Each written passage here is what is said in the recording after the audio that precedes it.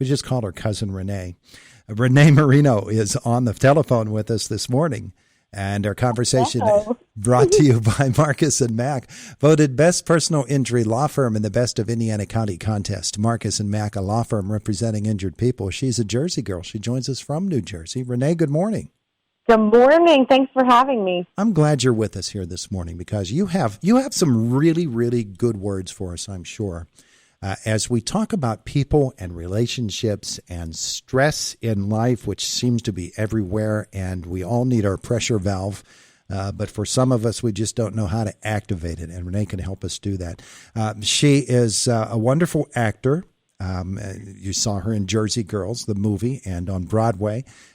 She's done some amazing things in her career, but she's also a communications expert, and she's a master communicator. What does that mean, Renee, a master communicator? Well, I wouldn't say master communicator. My book is called Becoming a Master Communicator. And the reason I say that is because we're always becoming, right? We're always in that state of becoming, working toward that. So that's why I love the title of the book. And just to correct you, it's the movie Jersey Boys, not Jersey Girls. Did I say girls? In Jersey Boys. It should have been girls. Yes, exactly. Hey, Renee, let's talk a little bit about the stresses that we all face in our daily lives, and a lot of it has to do with what we do for a living, and we bring that home with us, and if we don't properly deal with it, we've got some problems, don't we? Yes, 1,000,000%. And the reason why is because when we are in a state of stress, our whole body's overactivated. You know, the cortisol's rising. We're not thinking straight. And as a result, we don't communicate effectively. And communication is the foundation, the framework for all of our relationships, for everything that we do. So what happens is we get stressed out at work, we bring it home, we don't talk about it, and then our family, our friends, they start assuming what they think is the problem, and then it just exacerbates from there. So it's so important to, number one, have the self-awareness through communicating with yourself, taking the time every day to communicate with yourself. And what I recommend is waking up in the morning after you open up your eyes, before you pick up your phone to look at your emails or get your mind activated, ask yourself this one question: how am I feeling? And then take pen to paper and write the answer. And the reason I say write is because when we write, research shows that we activate more parts of the brain and we process more deeply what we're writing about. And what that does is gives us clues, insight as to what's going on within, so we have a handle on it before it handles us. That's a deliberate action, isn't it, to actually start a day that way? Yes, absolutely. Yeah. We have to make a decision and then act upon that decision. And of course, there are tangible results then as we go through the course of our day. If we begin our day that way and then we work our way through the day and we come home at night, what are some of the differences that we'll notice in our lives if we follow that sort of an approach? We're going to feel more grounded. That doesn't mean all of our problems go away. That doesn't mean all the stress goes away. No. But it's out in the open, right? As opposed to when things are, our brains are so beautiful and powerful, but the subconscious mind is the one really running the show, and we're not often aware of what's going on back there. So by asking ourselves that question, we kind of shine a light on it, so then it's like, okay, we can compartmentalize. I realize that that's something that I have to deal with. I can't do it right now. And then that way we have a little bit more groundedness. And before bed, do the same thing. Ask yourself, how am I feeling? And then go to bed with some more peace. Renee, should we be open with our partner about doing that? That this is what I'm doing that I hope will improve not only me, but our relationship? Yes. Oh, 1,000,000%.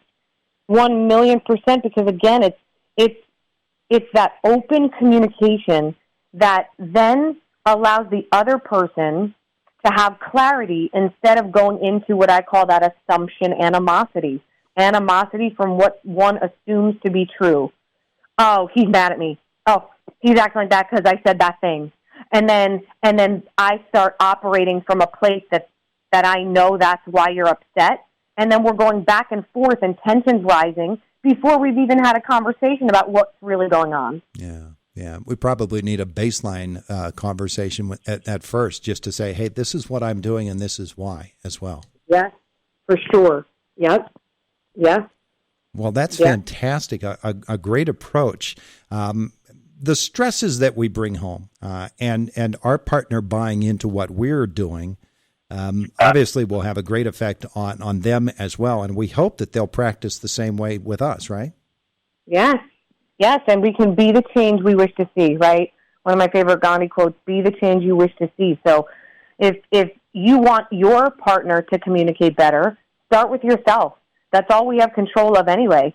So maybe you start opening up the conversation and say, hey, how are things? I feel like maybe something's on your mind. Do you want to talk about it? In step 7 of my Connect method, I explain talk from the heart, because speaking up is your superpower. So when we start to speak up and open up the conversation, that's where we gain the opportunity for a beautiful two-way conversation to unfold. Renee Marino is our guest this morning, and she's the author of the book, Becoming a Master Communicator, Balancing New School Technology with Old School Simplicity. Renee, was it a hard get for you to reach this point? You know, it's been one imperfect action step after another. That's always what I share, what I teach. It's doing the thing, whatever that thing is, taking that next step, even when you're afraid, even when you don't know what the next 3 steps are. And by doing that, you develop little nuggets of self-confidence, of courage, and that makes you more confident. And before you know it, you've developed an armor of self-belief. And then you can look back a year from now, 3 years, and say, wow, look at all I've done. What led you there? To becoming a speaker and an author, you mean? Yeah. Yeah, well, I was a Broadway and film actress for many, many years, and in 2019, I was doing my last Broadway show, Pretty Woman the Musical, and I just saw such a need for help in the area of communication and connecting authentically in this world of digital technology where everyone's so distracted. And I said, I got to write a book about this. I've always wanted to write a book. So I started writing the book as I was doing my Broadway show. And when that show closed, I said to myself, I'm ready to activate my other gifts. I'm ready to now help other people to connect better. And I want to be a speaker and get my book published. And that's where it came from. New school technology with old school simplicity. I'm assuming that old school simplicity has to do with actually physically taking a tablet and a pen in your hand and getting writing. Yeah. Put the devices aside. Put all that new school tech away and lean into picking up a pen and a piece of paper. It's so magical when you start to write and utilize this tool. You'll see things will start to come up and you're like, oh, I wasn't even aware of that. Oh, I can't believe that happened. Oh, I wasn't, right? Because we don't take the time to slow down and put pen to paper. Do you ever go back and look at some of the things you've written in the past? Always. Oh, my goodness. If you see the abundance of journals I have, you wouldn't believe it. And yes, I go back all the time. What do you discover about yourself that you were feeling at this point and how you dealt with it? Now, in retrospect, you can look back at it. I'm sure there are some things that really open up your mind to what was going on then and how not only you dealt with it then, but can deal with similar stresses now. Yeah, what's interesting is just recently I've been reading my most recent journals, and I keep saying the same thing, which for me is such a light bulb where it's like, well, Renee, you know what you want. You know what you want. You keep writing about it. You keep saying the same thing, so why are you not listening to yourself? Which is, again, step 1, that communication with self. When we communicate with ourselves in a strong way, we can tune into our gut instincts and our gut intuition, which is always steering us and guiding us in the right direction. So, of course, I have to take my own advice. You have to be honest with yourself, don't you? Always, yes. Oh, boy, that could be a scary proposition for a lot of folks. It can. Yeah, it really is. But I think that's so much a part of this human existence, right? Is learning to be honest with ourselves, and it's not always easy, but it's worth it.